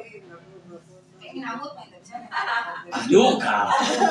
Ya, bisa saja begitu, ya kan? Menghusnudon nama, gitu ya. Baik.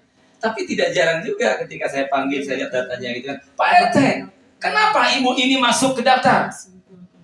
Pan jompo, Ustaz. Emang ada jompo dalam kategori asnafnya? Nggak ada. Kalau dia jompo dan dia tidak mampu, miskin, masukkan. Tapi bukan karena jomponya, tapi karena miskinnya. Gitu kan? Tapi ibu ada anak-anaknya teh resep, weh. Begitu nggak kebagian tahun itu, mana channel biasanya 2 tahun orang tua kami teh dapat. Tapi kalau yang mengerti mah, meni kabina-bina teh urang teh asa kahina cenah. Manya indung urang cenah masuk ke dalam kategori mustahil cenah. Nu sadar mah. Ya kan? Tapi ari nu teu sadar teh nya mindsetnya mindset mustahil teh geuningannya. Hayu we ditampi sabarapun. BLT. Nah, gitu ya. Baik. Oke, lanjut Bu, lanjut.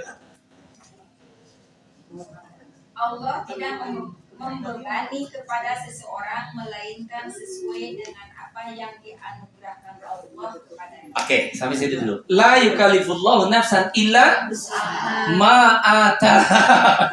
Ini beda ayat nih. Kalau tadi Al-Baqarah la yukallifullahu nafsan illa wus'aha. Di ayat itu coba lihat, buka ayatnya. La yukallifullahu nafsan illa ma atahullah. Nah, gitu ya. Allah tidak membebani seseorang kecuali apa yang telah diberikan kepadanya. Oke, lanjutkan ke kalimat berikutnya. Allah kelak akan menganugerahkan kelapangan setelah kesempitan. Ini dia Bu. Saya ja'alallahu ba'da usri yusra. Allah kelak akan menganugerahkan kelapangan setelah kesulitan. Jadi kalau ibu menyebut setelah kesulitan ada kemudahan, itu di surat At-Tolaq ayat yang ke-7. Tapi kalau di dalam surat Al-Insyirah dan di dalam surat Al-Nashrah itu bukan setelah kesulitan ada kemudahan, tapi bersama kesulitan ada kemudahan. Nah, gitu ya. Kebaca nggak Bu? Nggak belah kebacanya. Bersama kesulitan ada kemudahan. Oke. Dan rupa-rupanya Allah memberikan rumus kehidupan itu tidak sesederhana itu. Jauh lebih amazing dibandingkan dengan yang kita kira. Oke, Ibu perhatikan. Saya sengaja tuliskan 2 ayat itu. Ayat yang ke-5 dan juga ayat yang ke-6. Oke, ini ayat yang ke-5. Ini ayat yang ke-6. Apa bedanya ayat ke-5 dan ayat ke-6? Apa bedanya ke-5 dan ayat ke-6? Ayat ke-5 mah ada tambahan fa, tapi wungkul bedanya mah. Iya kan? Yang lainnya sama ya? Bedanya fa. Oke, sekarang saya ingin Ibu memperhatikan lebih dalam lagi. Coba cari kata al-usri. Ada kata al-usri. Sudah ketemu? Oke. Di ayat yang 6 juga sama, ada kata al-usri. Al-usri itu dituliskan dengan huruf apa, Bu? Di depannya ada awalan apa? Alif lam. Ada alif lam. Sekarang Ibu lihat kata yusra.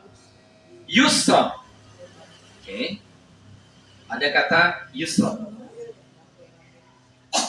Kalau yusron itu, kalau tadi al-usri itu pakai alif lam ya. Kalau yusron pakai apa? Tanwin. Pakai tanwin. Nah, ini dia Bu, tanwin. Sekarang apa bedanya antara kata yang menggunakan alif lam dengan kata yang menggunakan tanwin? Oke, Bu, kita belajar matematika. Coba lihat. Al-usri yang pertama dengan al-usri yang kedua sama-sama menggunakan alif lam.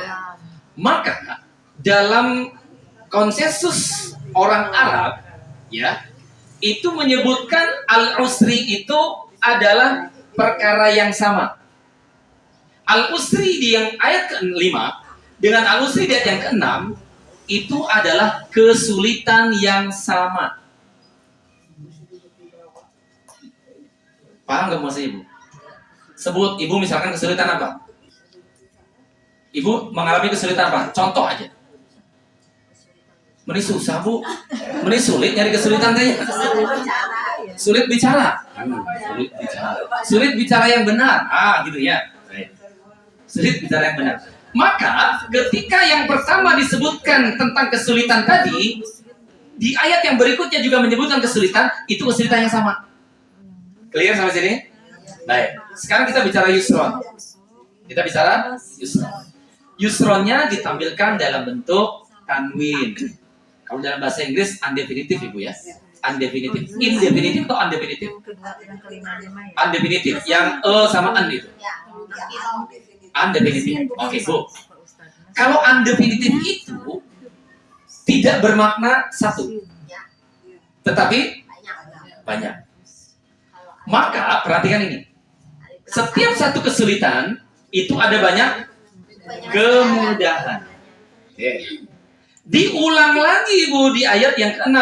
Al-usrinya pakai alif lam. Dalam bahasa Inggris ini menggunakan the definitive. Artinya satu. Satu kesulitan ini ada banyak kemudahan. Oke. Diulang lagi ini kesulitan yang sama, kemudahannya banyak lagi. Jadi setiap satu kesulitan sesungguhnya Allah telah menyiapkan beragam kemudahan. Bukan setiap kesulitan satu kemudahan, bukan. Bahkan ada juga yang mengatakan al-usrinya sama, yusronnya beda, ada dua. Setiap satu kesulitan ada dua kemudahan. Bukan juga. Tapi setiap satu kesulitan ada beragam banyak sekali kemudahan yang tak terkira. Ada pedagang es gabus, ditunjuk-tunjuk, dituduh melakukan pembohongan, penipuan, ya kan? Jual es dari bahan gabus, fons. Ternyata begitu dicek oleh Departemen Kesehatan, nggak ada masalah itu. Dan memang dari dulu juga begitu, dan dia bukan produksi sendiri, tapi ambil dari pabrik. Saat itu dia mengalami kesulitan. Tapi setelah itu, nggak berselang lama, apa yang terjadi kemudian? Oh, itu bu, bantuan itu bukan hanya satu pintu, tapi banyak pintu. Luar biasa. Kesulitannya berarti satu yang ketika Kesulitannya kan cuma itu doang, tapi coba yang datangnya. Dan kalau dia butuh, harusnya dia datang yang KDM. KDM yang datang sekarang. Benar nggak? Iya. Jadi bu, kalau Allah itu dia cinta sama hambanya, Allah memberikan ujian yang juga nggak terkira. Tapi ketika dia sanggup menerimanya, ketika dia siap melapangkan dadanya, maka Allah akan menyiapkan sesuatu hal yang sangat luar biasa. Tapi kalau belum gitu ya, kita diuji, Gusti berat-berat nih ujian. Lulus nggak kira-kira dia? Kalau dia nggak lulus ujiannya, sementara ujian itu dijadikan sebagai batu loncatan untuk meningkatkan cinta Allah kepada dia, jadi nggak Allah cinta sama dia. Dengan sakit itu oge. Kan? Maka bu, ketika temanya itu hidup tak selalu mudah. Atau saya ganti dengan bahasa yang lain.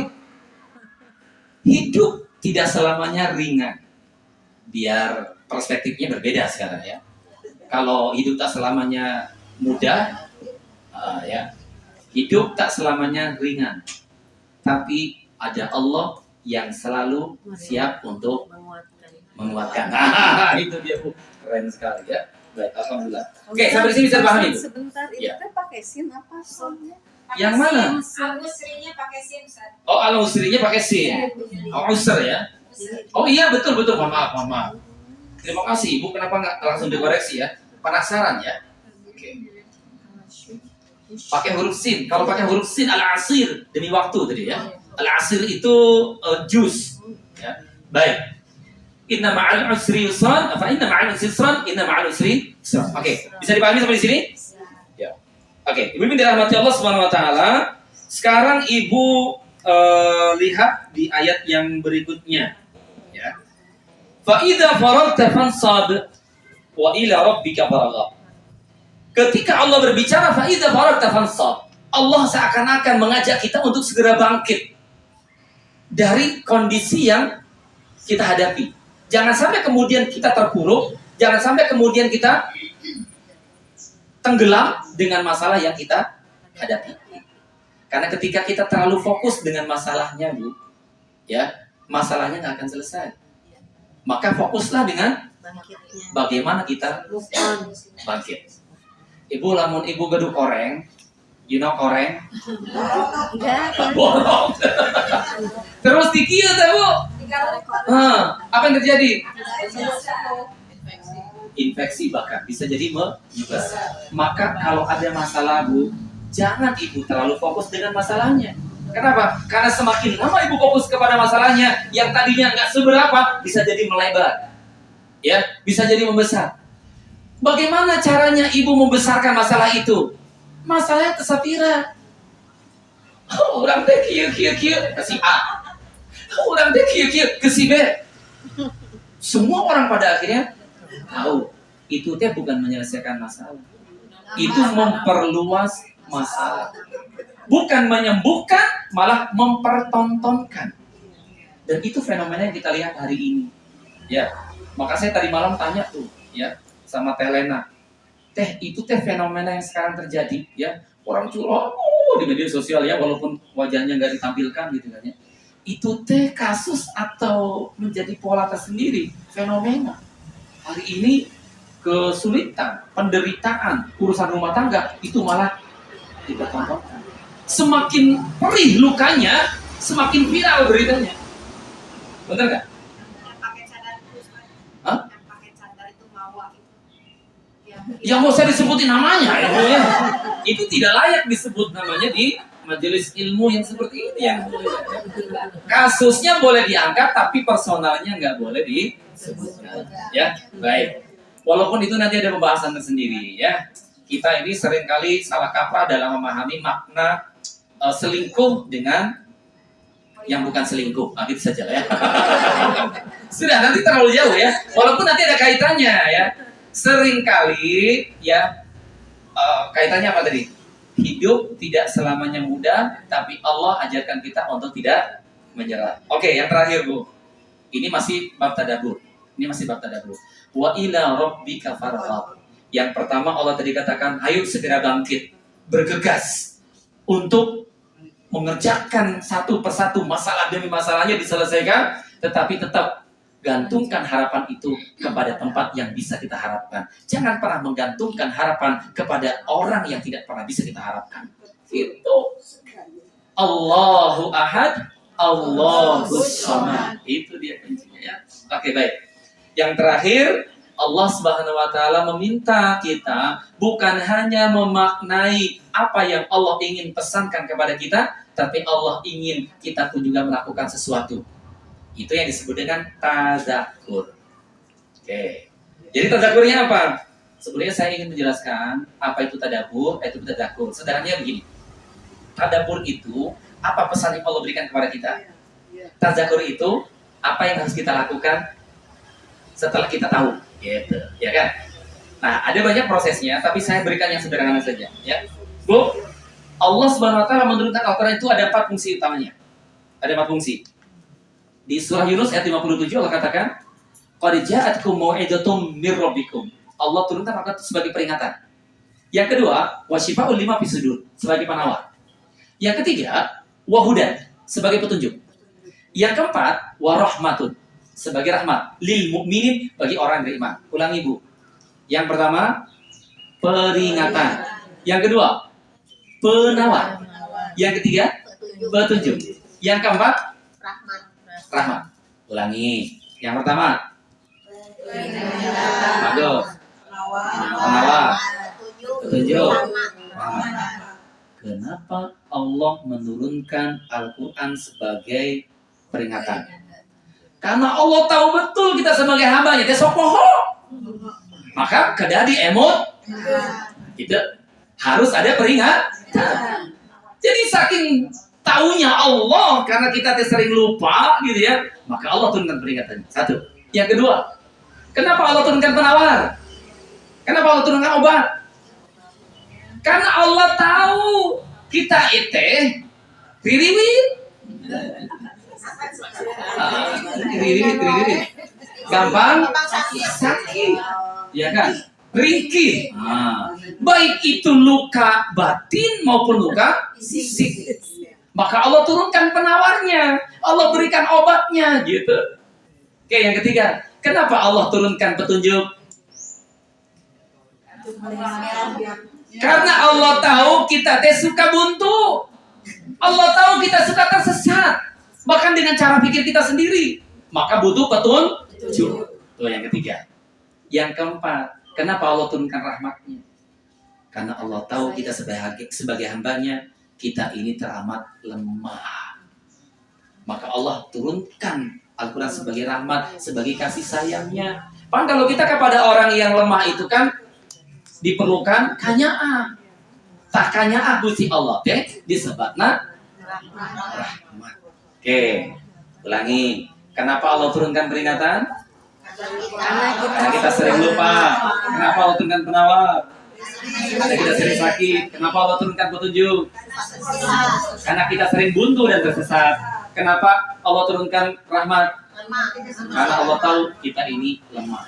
Maka Bu, dari 4 kunci ini, berarti setiap ayat itu sebetulnya memberikan pesan agar kita mendapatkan 4 ini. Yang pertama, apa peringatan yang Allah berikan melalui ayat ini? Seakan-akan Allah tuh lagi bicara direct kepada saya begini. Ingat Anbiya, Allah sanggup meringankan beban nabimu, maka Allah pun sanggup meringankan bebanmu. Keluarnya ingat Anbiya. Ibu tong kasasaha ka urang we.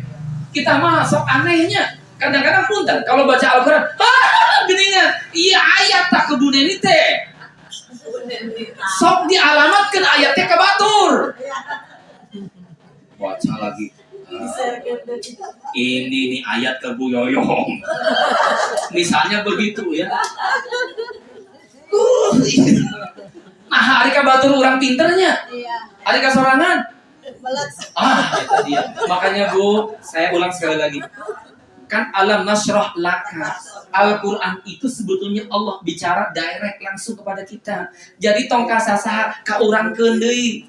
Ya, maka seakan-akan Allah tuh lagi ngomong sama saya, Anbiya, ingat.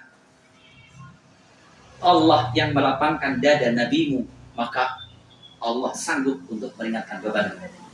Anbiyanya diganti sama nama ibu-ibu sendiri. Jelas ya?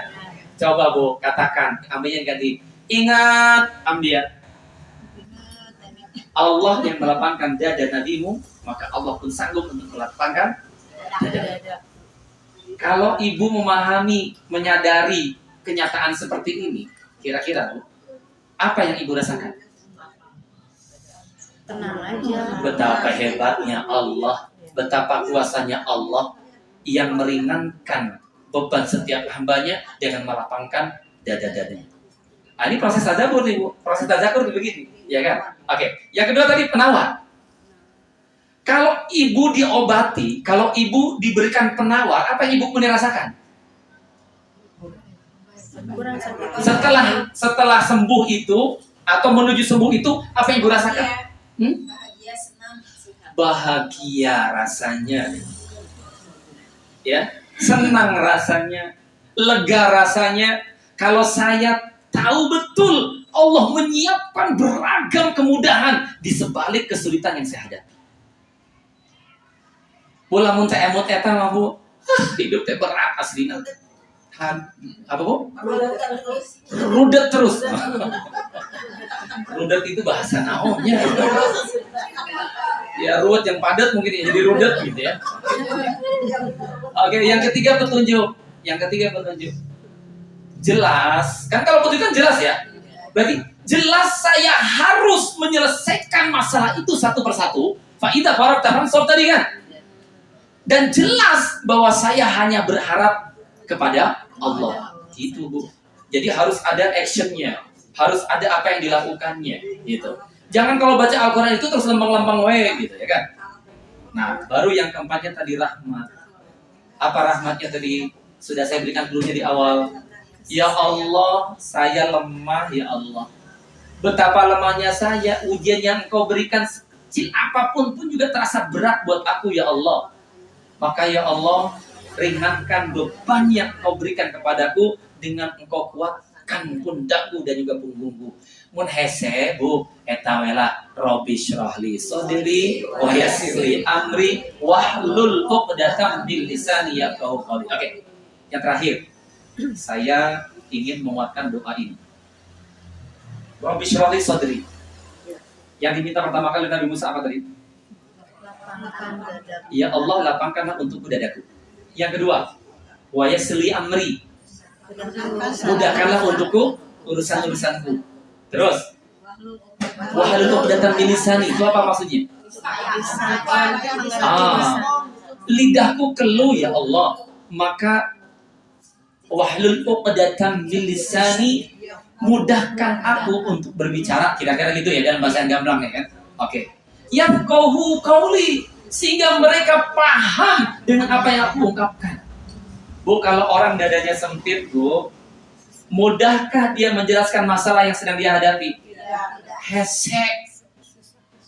Bahkan masalah yang sederhana terasa jadi rumit. Ya kan? Maka ini prosesnya nih. Kita bicara proses. Yang terakhir ya, sebagai penutup. Ulangi doanya, Bu. Rabbi syrahli sadri. Jadi yang pertama itu minta apa? Oke, satu. Minta dilapangkan dada. Oke. Yang kedua, wa yassirli amri. Dimudahkan urusan. Oke. Yang ketiga, wahlul 'uqdatam min lisani, ya kan? Oke, dilancarkan atau difasihkan bicara. Difasihkan bicara. Yafqahu qawli, agar mereka paham. Udah. Sebetulnya mah tiga ini Bu, intinya Bu. Intinya mah tiga ini. Ya. Oke. Dan ini memberikan penjelasan kepada Ibu, ya. Mun aya masalah, jangan dahulukan yang ketiga. Halo. Yang pertama yang diminta itu apa dulu? Lapang dada dulu. Tong loba ngomong heula.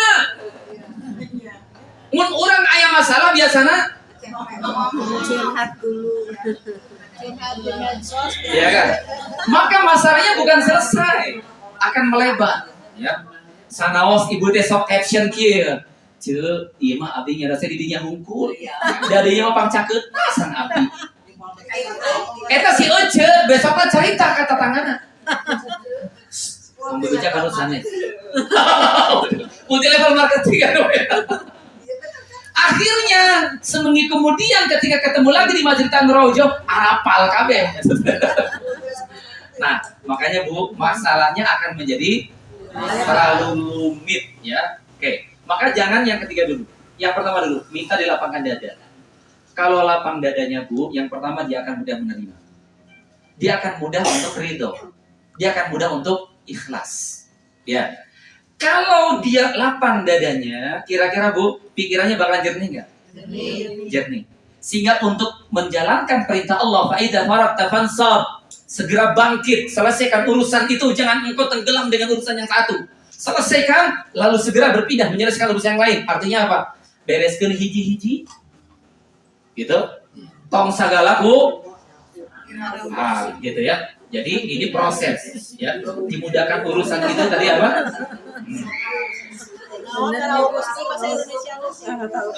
Naon atuh? Ngarauhu siku. Nah, baru yang terakhir Bu, baru yang terakhir difasihkan bicara sehingga orang lain paham situasi kita, gitu. Oh ya udah. Ya kan? Belum. Oke. Mudah-mudahan apa yang Allah pesankan melalui surat Al-Insyirah, surat Al-Nashrah itu bisa kita serap dengan baik dan melahirkan aksi nyata dalam kehidupan kita. Oke. Yang pertama, saya ulangi, apa yang perlu kita lakukan sebagai bagian tazakur itu? Ya. Anbiya, ingat, Allah sanggup melapangkan dadamu sebagaimana Allah pun sanggup melapangkan dada Nabi. Maka kita minta doa kepada Allah agar Allah lapangkan dada kita. Oke, yang kedua,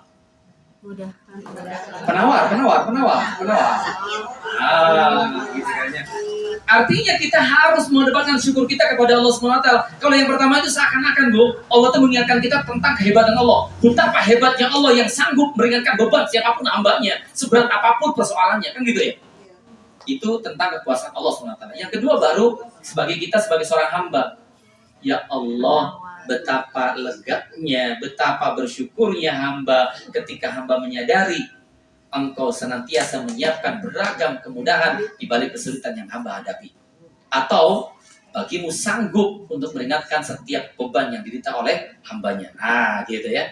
Yang ketiga tadi, yang kedua petunjuk. Maka jelas saya harus hadapi masalah itu dan juga selesaikan satu per satu. Jangan larut dengan masalah yang kita hadapi. Yang terakhir, tetap gantungkan hanya kepada Allah Subhanahu wa taala. Wa ila rabbika farghab, senantiasa berdoa kepada Allah karena kita memang sadar bahwa kita adalah hamba yang lemah. Jangan merasa kita hebat. Hebat, saya kuat. Tapi kalau enggak ada pertolongan Allah, rapuh juga pada akhirnya, Bu.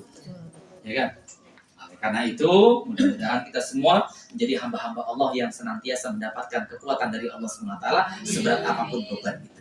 Bumi dirahmati Allah SWT, hidup tak selalu mudah. Tapi Allah mengajarkan agar kita tidak mudah menyerah. Jangan pernah berputus asa dari rahmat Allah. Wala tayasu min rauhillah. Allah tidak pernah membiarkan kita sendirian menghadapi kesulitan. Karena bersama kesulitan, Allah siapkan beragam kemudahan. Wallahu a'lam bishawab. Aku hadza wa astaghfirullaha lakum. Subhanakallahumma bihamdik asyhadu an la ilaha illa anta astaghfiruka wa atubu ilaik. Pas 2 jam saya bicara di sini. Wassalamualaikum warahmatullahi wabarakatuh. Assalamualaikum warahmatullahi wabarakatuh.